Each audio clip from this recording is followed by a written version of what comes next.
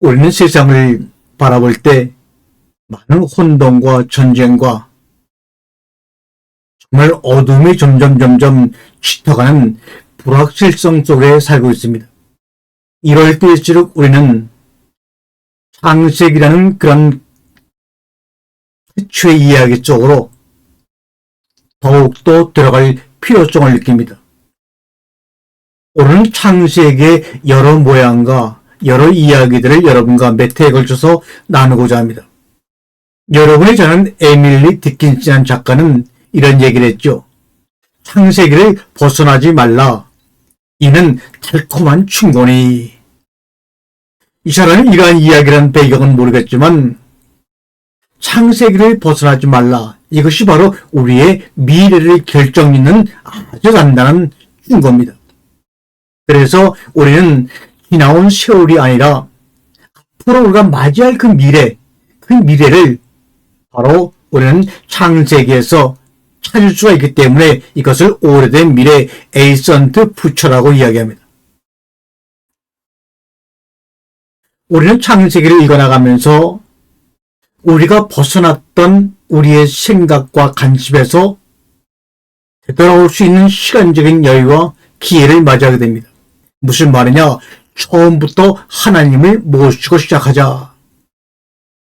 우리 많은 그리스도인들이 성경 공부에서조차 너무나 쉽게 자기 중심적인 성향을 보인다는 지적에 대해서 이 지적에 동의하면서도 어떻게 성경 읽기를 우리에게 적용할까 하고 묻는 것은 잘못 읽는 것이라고 하는 이러한 견해를 두고 의구심을 품을지 모르겠습니다. 성경 읽기를 우리에게 어떻게 적용할까? 이것이 성경을 잘못 읽는 것이라고 아마 깜짝 놀라는 분도 있을 것입니다. 진지하게 성경을 연구하고 읽고 하는 사람들이라면 누구나 다 그런 식으로 본문에 접근해야 한다고 배웠습니다. 우리에게 어떻게 적용할까? 특별히 우리는 과거 7, 80년대부터 퀴트라는 것이 우리 교회 속에 청년들 가운데 믿음의 사람 가운데 자리 잡았습니다. 성경을 한 구절 읽고 이 성경 한 구절이 우리에게 요구하는 것이 무엇이고 이 말씀을 우리의 삶 가운데 어떻게 적용할까? 많은 사람들이 퀴트에 매몰되었습니다. 그러나 어떻습니까? 과연 그것이 전적으로 옳습니까? 우리가 성경 말씀을 분석하고 깨달을 때 성경 말씀 한 구절 읽고 예를 들어 태초에 하나님이 천지를 창조하시느니라. 이 구절은 무엇을 말하는가? 이 구절은 무엇을 의미하는가? 이 구절은 어떻게 적용되는가? 라는 세 가지 기본 물음을 우리가 퀴트할 때 던지고 배워왔습니다. 그런데 그런 식의 본문의 접근이 어째서 잘못되었다는 거지?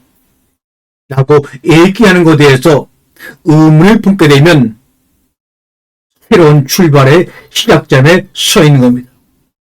지금 말씀드린 이러한 접근법을 가지고 우리가 어떤 본문을 대할 때 이 본문은 하나님에 대해 뭐라고 말하고 있는 거지? 이 본문의 의도를 어떻게 이해하여야 우리가 하나님을 예배할 수 있지? 하나님과 소통할 수 있지? 라고 묻기보다는 이 본문은 우리를 위해 뭐라고 말하는 것이지? 이 본문은 우리를 위해 어떻게 적용해야 하는 것이지? 이 본문은 우리에게 어떤 의미를 가지고 있지? 라는 물음을 너무나 촌덕스럽게 믿음이 있는 것처럼 던져왔습니다. 그것이 잘못되었다 하는 얘기입니다. 출애굽기를 아주 근사하게 형상한 애니메이션 이집트 왕자라는 영화를 봤을 것입니다. 그 애니메이션 이집트 왕자를 보면 그런 잘못된 접근법의 예를 찾아볼 수가 있습니다. 이 영화 음악 중 한 곡에는 그대가 믿으면 기적이 일어날 수 있어요 라는 가사가 나오지요. 성경 이야기를 이런 식으로 읽는다면 더 열심히 믿어, 더 열심히 순종하여 기적을 경험하려고 끊임없이 새로운 노력을 기울이게 되겠죠. 그대가 순종하면 기적이 일어날 수 있어요. 그대가 순종하면 복을 받을 수가 있어요. 이것은 아무리 해도 평점이 만족스럽지 못할 것이므로 결코 도달할 수 없는 속임수입니다. 하지만 성경은 전혀 다른 그림을 그리고 있습니다. 출애굽기는 이스라엘이 주님의 구원이라는 선물을 받기까지 불평도 하고 의심도 하고 울부짖기도 하고 금송아지를 만들기도 한다는 사실을 의도적으로 지적합니다. 출애굽기는 이스라엘 자손들이 이집트인들을 극적으로 멸망시킨 하나님의 위협을 보고 나서야 주를 두려워하며 주와 그의 종 모세를 믿었다고 출애굽기 14장 31절에서 말하고 있습니다. 이 출애굽기의 구조는 하나님께 초점을 맞추라고 촉구하고 있는 겁니다. 자기 중심에서, 자기 관점에서 방향을 개선해서 정조준을 하라, 이 말을 하고 있는 겁니다. 이스라엘 자손들의 딱한 처지를 간추려 묘사하고 나서 1, 2장에는 이스라엘 백성들의 딱한 처지를 간추려 묘사하고 있는 것이 나오죠. 그 다음에 이어지는 출애굽 이야기 전체는 하나님이 활동하고 계심을 보여주는 동사들로 가득 차 있습니다. 이스라엘 백성이 이집트에서 겪은 끔찍한 상황이 바뀌기 시작한 것은 바로 이 때문입니다. 하나님이 그들의 신음소리를 들으시고 하나님이 아브라함, 이삭, 야곱과 맺으신 언약을 기억하시고 하나님이 이스라엘 자손을 굽어보시고 하나님이 그들을 눈여겨보았다. 출애굽기 2장 24절과 35절에 들으시고 기억하시고 굽어보시고 눈여겨보셨다. 하나님이 활동하고 계심을 보여주는 동사들로 두 구절에서만 이렇게 많이 나오고 있습니다. 어떻게 해야 우리의 삶에도 이런 이야기가 일어날 수 있는지를 묻기 전에 하나님이 무슨 일을 하시는지, 그리고 성경 본문이 하나님의 성품에 대해 무엇을 드러내는지를 깊이 살펴보아야 합니다. 홍수의 사건을 통해 선악을 알게 하는 나무를 먹지 말라고 하는 그 사건을 통해 하나님의 성품과 하나님이 무엇을 말씀하려고 하시는지를 깊이 하나님 입장에서 살펴보아야 합니다. 우리가 먹었기 때문에 이런 일이 일어났다고 나 중심의 관점에서 바른 방향으로 돌아가서 정조준을 하라, 이 말입니다. 우리가 성경 공부를 시작하는 순간부터, 하나님의 말씀을 듣는 순간부터 하나님을 모시는 것이 얼마나 필요한 일인지 또 하나 예가 있어 여러분에게 말씀드립니다. 예수님이 말씀하신 고집센 과부 비유 혹은 귀찮게 졸라대는 과부 비유가 바로 누가복음 18장 1절부터 18절까지 이야기입니다. 귀찮게 졸라대는 과부 비유를 두고 사람들이 이야기하는 것을 들을 때면 그 결말은 언제나 일종의 도덕적이고 윤리적인 교훈으로, 종교적인 교훈으로 흘렀습니다. 우리가 그 여인에게 초점을 맞춰 그녀는 재판관에게 끊임없이 졸라대다가 마침내 재판관을 굴복시켜 자기의 탄원에 응하게 한 사람이다 라고 생각한 경우입니다. 우리가 그 비유에서 얻게 될 교훈은 이러한 것입니다. 말하자면 하나님을 끊임없이 성가시게 하여 마침내 그분 스스로 마음을 고쳐먹게 해야 한다는 것입니다. 하지만 그것은 누가 성생이 그 비유에 붙인 머리말과 그 이야기의 독특한 구성 방식을 오독한 것입니다. 누가복음 18장 1절에 보면 예수님이 제자들에게 늘 기도하고 낙심하지 말아야 한다는 뜻으로 이 비유를 말씀하고 계신다면 이어지는 이야기에서 하나님을 재판관 같은 모습으로 그리지는 않으셨을 겁니다. 우리가 어찌 그런 하나님에게 기도하고 싶겠습니까? 오히려 본문은 이 재판관이 하나님을 두려워하지도 않고 사람도 존중하지 않는 불의한 재판관이었다고 3번씩이나 반복해서 말합니다. 그의 불의 때문에 그 가난한 가부는 어쩔 수 없이 그를 들볶게 된 것입니다. 이 재판관을 등장시킨 것은 그를 자비로우시고 은혜로우신 우리 하나님, 우리가 부탁드리기도 전에 우리에게 마음을 써주시는 하나님과 극명하게 대비시키려는 의도이지요. 이 비유를 공부할 때 처음부터 이 비유가 하나님에 대해 무엇을 말하는지를 살펴보면 명확한 반전이 있음을 알아차리게 될 것입니다. 주께서는 이렇게 말씀하십니다. 불의한 재판관이 뭐라 말하는지 귀 기울여 들어라. 하나님이 친히 택하신 백성의 정당한 권리를 인정하지 않으시겠느냐? 그들의 말 듣기를 오랫동안 미루시겠느냐? 내가 너희에게 말한다. 그분이 속히 그들의 정당한 권리를 인정하시리라. 6절과 8절까지의 말씀을 읽어드렸습니다. 우리가 하나님 아버지께 기도를 멈추지 않는 것은 바로 이 때문입니다. 하나님을 성가시게 하여 우리 멋대로 휘두를 수 있기 때문이 아니라 하나님이 우리의 기도를 들으시고 정당한 권리를 인정하시기 때문에 우리는 오늘도 기도하는 겁니다. 이 비유의 요점은 하나님이 은혜로우셔서 우리의 탄원을 기꺼이 들으신다는 것입니다.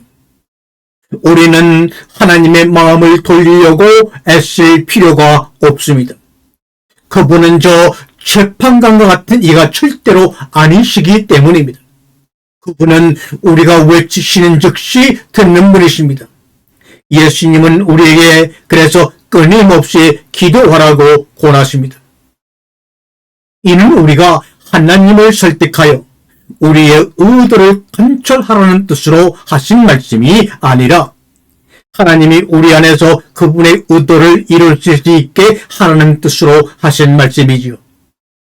그 비유의 끝부분에서 우리에게 중요한 것은 그 이야기가 하나님과 대립되는 쪽을 가리키면서 강조하는 하나님의 인격을 우리가 신뢰하느냐, 신뢰하지 않느냐라는 것이죠. 창세기 2장 17절에 선악을 알게 하는 나무의 열매를 먹으면 죽으려는 그 구절도 마찬가지로 하나님을 단순히 시험하는 자로 보느냐 그렇지 않느냐에 따라서 엄청난 깨달음의 차이가 난다는 것입니다. 예수님은 이런 물음을 던지십니다. 인자가 올 때에 세상에서 믿음을 찾아볼 수 있겠느냐? 우리가 기도하면서 늘 우리의 부적합한 시도에 초점을 모으기보다 하나님의 한결같은 성실하심에 초점을 모을 때 비로소 감사가 넘치는 믿음이 있게 될 것입니다. 창조를 하나님을 하나님답게 바라보는 시선으로 읽고 보아라. 창조를 단순히 물질 창조 개념으로 본다면 그 당시 주위의 수많은 다른 잡신과 다를 게 도대체 무엇입니까?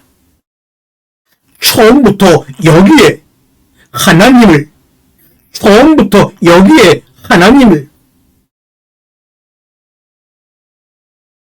우리가 창세기 1장에서 3장이 하나님에 대해서 뭐라 말하는지에 특별히 주의를 기울이며 읽다 보면 우리는 경배로 경이로움으로 반응하게 될 것입니다.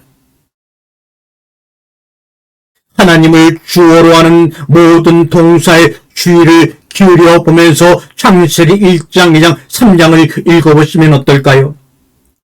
첫 번째 창조 이야기에서 하나님이 창조하시고 말씀하시고 보시고 나누시고 뭐뭐라 부르시고 지으시고 두시고 복을 베푸시고 마치시고 쉬시고 거룩하게 하신 모든 방식의 주의를 기울이는 것만으로도 엄청난 선물이 될 것입니다.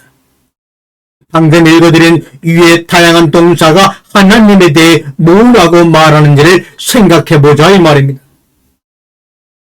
장엄하신 창조주, 온갖 일을 행하시는 창조를 우리가 어찌 찬미하지 않을 수 있을까요?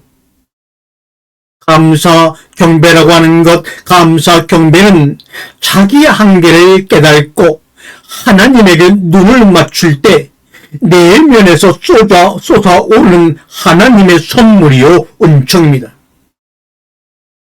이것이 무슨 말이에요? 어린 나이는 반드시 죽어도 부모의 말을 제대로 이해 못하는 기간이 있습니다. 자기 같은 자식을 낳아봐야 안다고 하지를 않습니까? 너 닮은 자식을 낳으면 낳아서 속고생 좀 해봐라, 이런 얘기들을 종종 합니다. 맞습니다. 우리에게 창세기를 기록하신 창세기의 목적은 예배요 하나님과의 관계를 말씀하고자 하는 겁니다. 여기에서 예배의 개념은 이방 종교의 예배나 제사가 아닙니다.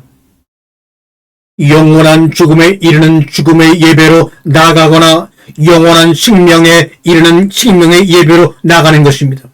문제는 언제, 무엇을 예배하게 되느냐가 아니라 누구에게 어떤 마음 상태로 예배하고 있느냐 하는 것이 중요합니다. 기독교적인 삶의 목표는 날마다 더 많은 시간을 들여 우리의 생각과 우리의 행위와 우리의 말이 하나님의 영광을 위한 것이 되게 하고 매 순간 우리가 만든 우상이나 우리의 문화의 우상을 숭배하는 것이 아니라 참 하나님을 예배하는 것입니다. 여기서 문화의 목적은 인간 창조성의 산물과 별과 물들로 규정되겠지만 관건은 우리의 문화 창작물이 하나님을 순수하게 예배하는 일을 위해 만들어지고 구성되고 사용되고 있느냐 하는 것입니다. 앞으로도 수많은 이야기를 통해서 창세기 1장 3장에 대해서 우리가 자세히 살펴보고 반복해서 말씀을 드리지만 창세기 1장 3장은 예배가 정점임을 늘 명심하도록 하십시다. 하나님의 소통이 늘 정점임을 명심하도록 하십시다. 잊어버린 질서와 기능을 회복하는 데 주님은 창세기 1장과 3장을 우리에게 문자로 기록하여 던지신 겁니다. 성경에 등장하는 창조 이야기와 타락 이야기는 과학 교과서가 될 마음이 없는데도 불구하고 이 글귀를 읽는 사람들 상당수는 이 쟁점을 중심으로 삼지 못하고 그릇된 물음을 던집니다. 그 이야기들은 생물학과 천문학의 사실과 방법을 묻거나 선사시대 시기를 물으라고 기록된 것이 아닙니다. 창세기 1장과 2장과 3장은 이유를 물으라고 기록된 것이 아니라 하나님의 영광을 위해 기록된 것입니다. 창세기 3장에 등장하는 타락 이야기가 창세기 2장에 등장하는 설악과 사건의 이야기가 치명적인 것은 그 때문입니다. 하나님께 드려야 할 인간의 예배가 더럽혀지고 온 우주의 예배가 이그러졌기 때문입니다. 창세기 1장의 구조가 강조하는 것은 무에서 위의 창조가 아니라 경배입니다. 예배의 관점에 살펴본 우리에게 감명을 주는 그 구조의 1차적인 특징은 본문의 초점이 온통 하나님에게 맞추어져 있다는 것입니다. 선악과의 사건도 창세기 3장의 에덴 동산의 추방도 온통 그 초점이 하나님에게 맞추어 있다는 것입니다.